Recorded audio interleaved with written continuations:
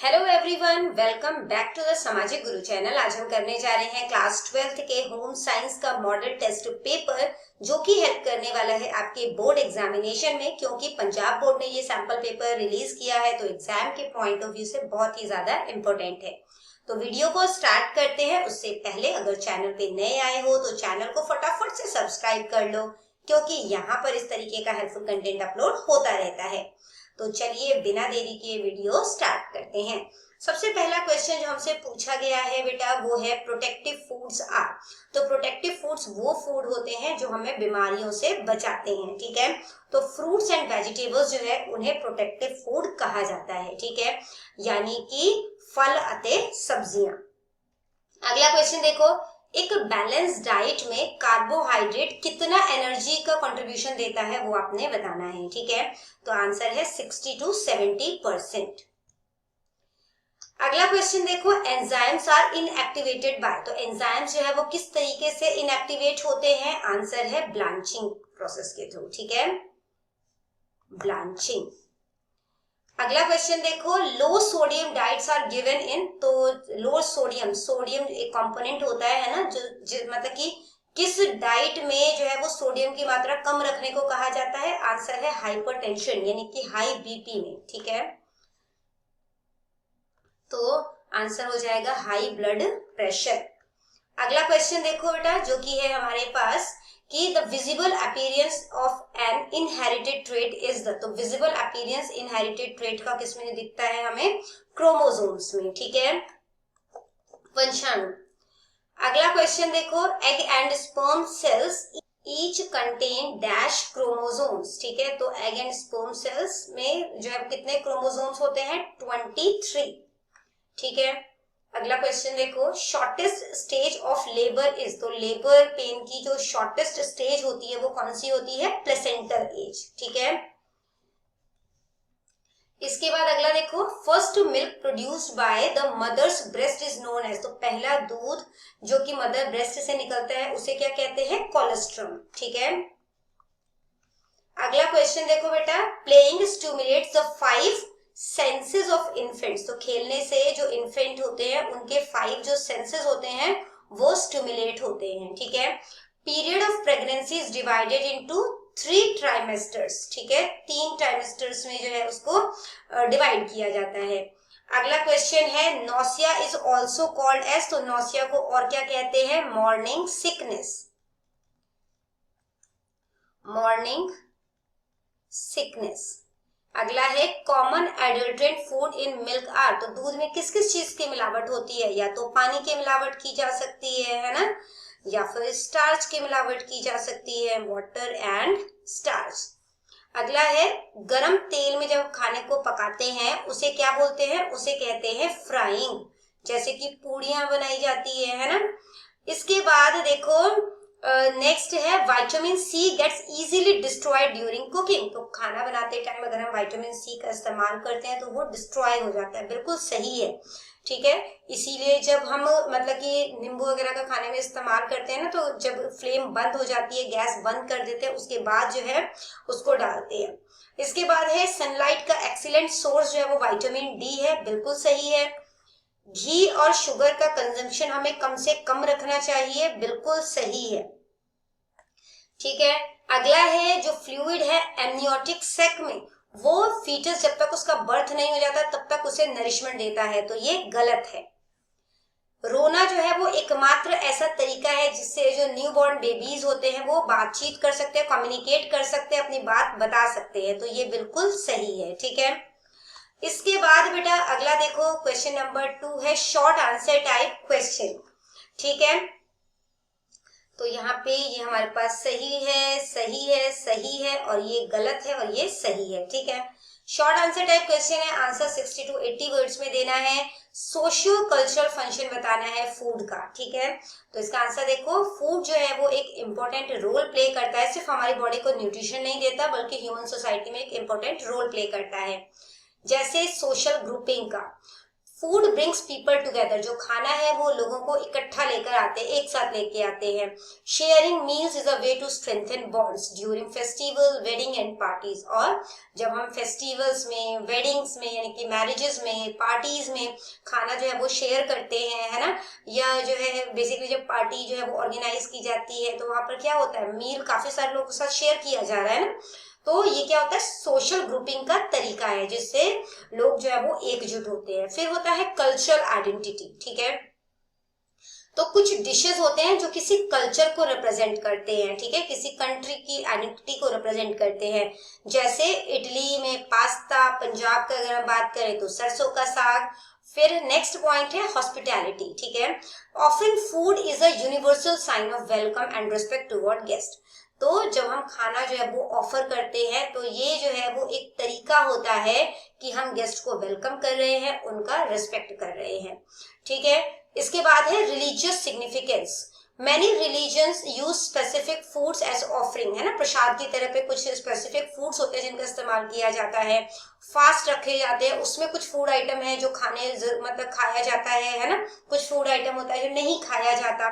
इसी तरीके से कुछ स्पिरिचुअल प्रैक्टिसेस होते हैं, ठीक है। तो ये सारे जो है ह्यूमन सोसाइटी में फूड का रोल है। अगला क्वेश्चन है सोर्सेज बताने हैं प्रोटीन और कैल्शियम की। तो प्रोटीन जो है वो हमें किन किन चीजों से मिलता है, दालों से मिलता है, paneer, soybean, egg, lean meat, milk, nuts. Calcium किन से मिलता है, दूध या डेयरी प्रोडक्ट से, हरी सब्जियों से, रागी से, सेसमे सीड जो व्हाइट वाले तिल होते हैं ना, उनसे मिलता है, ठीक है। या फिर अगला क्वेश्चन अटेम्प्ट करना है, write down the points to be considered in planning a packed lunch for school children. तो एक बच्चे का, स्कूल जाने वाले बच्चे का आपने लंच पैक करना है तो किन किन बातों का आपने ध्यान रखना है वो आपने बताना है, ठीक है। तो सबसे पहले आप ध्यान रखोगे कि उसको जो आप डाइट दे रहे हो वो बैलेंस डाइट हो, ठीक है, उसमें कार्बोहाइड्रेट हो, प्रोटीन हो, विटामिन हो। इसके अलावा आपने ध्यान रखना है कि वैरायटी होनी चाहिए, जो अलग अलग कलर का इस्तेमाल हो, उसमें टेक्सचर का इस्तेमाल कर हो, ठीक है, अलग अलग फ्लेवर हो, ताकि बच्चे का इंटरेस्ट बना रहे और एक जैसा खाना जो है वो रोज नहीं भेजना। फिर है ईज ऑफ हैंडलिंग, खाना ऐसा हो फिंगर फ्रेंडली हो, ठीक है, ताकि बच्चे जो है वो अपने कपड़े गंदे ना करे, है ना, और जो है वो उसे मतलब कि खेलते खेलते भी जो है वो बेसिकली खा सके, ठीक है, जैसे कि सैंडविचेस हो गया, कटलेट हो गया, रोल्स हो गए। फूड सेफ्टी, तो choose item that do not spoil easily at room temperature. तो ऐसा खाना जो है वो चूज करना चाहिए जो काफी घंटे तक भी अगर बाहर रहे ना तो खराब ना हो, ठीक है, फूड सेफ्टी का ध्यान रखना है। अगला क्वेश्चन देखते हैं बेटा, जो कि है हमारे पास क्वेश्चन नंबर 3 कि फूड पकाने का, कुकिंग फूड का 4 फायदा क्या है वो आपने बताना है, ठीक है। तो खाने पकाने के 4 फायदे क्या है, सबसे पहला वो डाइजेस्टेबल हो जाता है, ठीक है, तो यहाँ पे जो कॉम्प्लेक्स स्टार्च होते हैं, फाइबर होते हैं, वो ब्रेक डाउन हो जाते हैं और हमारा बॉडी उसे इजीली डाइजेस्ट कर पाता है। इसके बाद है पैलेटेबिलिटी, इसका मतलब होता है जब हम खाना पकाते हैं तो उसका टेस्ट अच्छा हो जाता है, उसमें खुशबू आती है, दिखने में अच्छा हो जाता है और मतलब जब हम खाते हैं उसे तो हम ज्यादा इंजॉय कर पाते हैं। सेफ्टी है, क्योंकि जब हम खाने को हाई टेम्परेचर पे पकाते हैं तो उससे बैक्टीरिया खत्म हो जाते हैं, जो पैरासाइट्स हैं वो खत्म हो जाते हैं और जो टॉक्सिन्स होंगे वो भी फिनिश हो जाते हैं। फिर है वेराइटी, तो वन रॉ इंग्रेडिएंट, तो एक कच्चा जो इंग्रेडिएंट है ना, उससे काफी सारे अलग अलग तरीके के जो डिशेज हैं वो बनाए जा सकते हैं, ठीक है। इसके बाद बेटा अगला क्वेश्चन जो है वो देखो कि why should you cover your nose and mouth when you sneeze. तो जब आप जो है वो छींकते हैं तो आपको नोज और माउथ को क्यों कवर करना चाहिए वो आपने बताना है। तो देखो, you should cover your nose and mouth to prevent the spread of droplet infection. तो जब आप छींकते हो, है ना, या जो है वो मतलब तो क्या होता है कि ना आपके नाक और मुंह से जो है वो मतलब कि ड्रॉपलेट इन्फेक्शन निकलता है, ड्रॉप के फॉर्म में इन्फेक्शन निकलता है। A single sneeze releases thousands of tiny droplets that can carry germs। तो एक सिंगल छींक जो होती है उसमें काफी सारे ड्रॉपलेट्स होते हैं, है ना, छोटे छोटे काफी ड्रॉपलेट्स होते हैं जिसमें कि जर्म्स हो सकते हैं। तो जब हम छींकते टाइम अपने नाक को, अपने मुंह को कवर करते हैं तो इससे क्या होता है, जो जर्म्स होते हैं वो सरफेस पे सेटल नहीं हो पाते और गेट इनहेल्ड बाय अदर्स, और दूसरे उसे इनहेल सांस के थ्रू अंदर नहीं ले पाते, जिससे कि बाकी लोग बीमार होने से बच जाते हैं, ठीक है। इस क्वेश्चन में आपको चॉइस दी गई थी, अगला क्वेश्चन है ORT क्या है? तो ORT का फुल फॉर्म होता है ओरल रिहाइड्रेशन थेरेपी, ठीक है।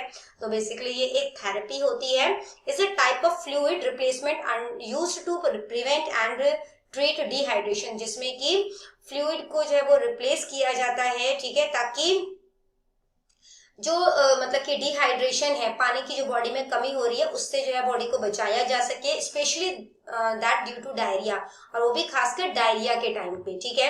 इट इन्वॉल्व्स, तो इसमें क्या क्या चीजें होता है, drinking water with modest amount of sugar and salt, तो इसमें पानी जब पीने को दिया जाता है उसमें हल्का सा नमक और हल्की सी चीनी डाल दी जाती है। बेसिकली ORS का गोल जो है वो पी सकते हैं, ठीक है, ताकि जो बॉडी का फ्लूइड है वो बैलेंस हो सके, ठीक है, क्योंकि डिहाइड्रेशन के टाइम पे क्या हो जाता है, बॉडी से पानी जो है वो काफी ज्यादा लूज हो जाता है। अगला क्वेश्चन देखो कि अर्ली साइंस क्या है प्रेगनेंसी के, वो आपने बताना है, ठीक है। तो पीरियड्स जो है वो मिस हो जाते हैं, मॉर्निंग सिकनेस का प्रॉब्लम होता है, बार बार यूरिनेशन होता है, ठीक है, इसके अलावा थकान जो है वो बहुत ज्यादा महसूस होती है। अगला क्वेश्चन देखो, how do unborn babies receive there nourishment? तो जो बेबी अभी जिनका बर्थ नहीं हुआ है उनको पोषण कैसे मिलता है वो आपने बताना है। तो an unborn baby receives oxygen and nutrient from mother's blood stream through the placenta and the umbilical cord, ठीक है। तो प्लेसेंटा और यूम्बिलिकल कोड के थ्रू जो है बच्चे को ऑक्सीजन मिलता है और जो न्यूट्रिशन है वो मिलता है। The placenta acts as the exchange station between the mother and the foetus, जो प्लेसेंटा है वो मदर और फीटस के बीच में एक्सचेंज स्टेशन की तरह काम करता है। या तो अगला क्वेश्चन जो है वो आपने अटेम्प्ट करना है कि explain importance of maintaining personal hygiene during postnatal period, ठीक है। तो पोस्ट नेटल पीरियड के बाद पर्सनल हाइजीन को किस तरीके से मेंटेन किया जाए वो आपने बताना है, ठीक है। Maintaining hygiene after child birth is important, तो चाइल्ड बर्थ के बाद हाइजीन को मेंटेन करना इम्पोर्टेंट है ना। प्रिवेंट इन्फेक्शन, इससे जो है वो इन्फेक्शन से बचाव हो सकता है। मदर की बॉडी क्योंकि अभी कच्ची है वो हील हो रही है। Keeping the reproductive tract and any surgical sites clean prevent sepsis, तो यहाँ पे बेसिकली जो बॉडी है उसको क्लीन रखा जाता है ताकि इन्फेक्शन से बचाव हो सके।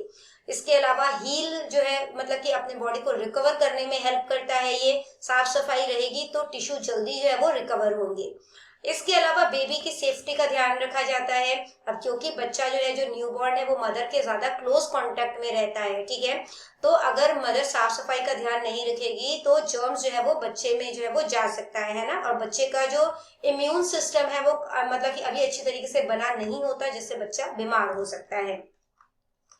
अगला क्वेश्चन देखो कि इम्यूनाइजेशन क्या होता है और ये क्यों इम्पोर्टेंट है। तो इम्यूनाइजेशन वो तरीका होता है जिसमें एक पर्सन को इम्यून किया जाता है ताकि वो मतलब कि जो फैलने वाली बीमारियां हैं, इन्फेक्शियस डिजीज है, उससे खुद को बचा सके, ठीक है। वैक्सीन के थ्रू ऐसा किया जाता है और इसका इम्पोर्टेंस क्या है, प्रोटेक्शन होता है ना। तो मतलब कि लाइफ थ्रेटनिंग जो डिजीज है, मतलब जो बीमारी जो जानलेवा होती है जैसे कि पोलियो, मिजल्स, टेटनस, उनसे बचाव करता है। Eradication, it helps in wiping out disease from society entirely, जैसे कि स्मॉल पॉक्स का एग्जांपल है ना। तो कुछ बीमारियों को ये पूरी तरीके से सोसाइटी से बाहर निकालने के कारगर जो है बना देता है। कॉस्ट इफेक्टिव होता है, preventing a disease is much cheaper than treating it's complication, तो बीमारी होने से पहले उसे ट्रीट करना जो है वो ज्यादा सस्ता पड़ता है बजाय कि बीमारी होने के बाद उसका इलाज करवाना।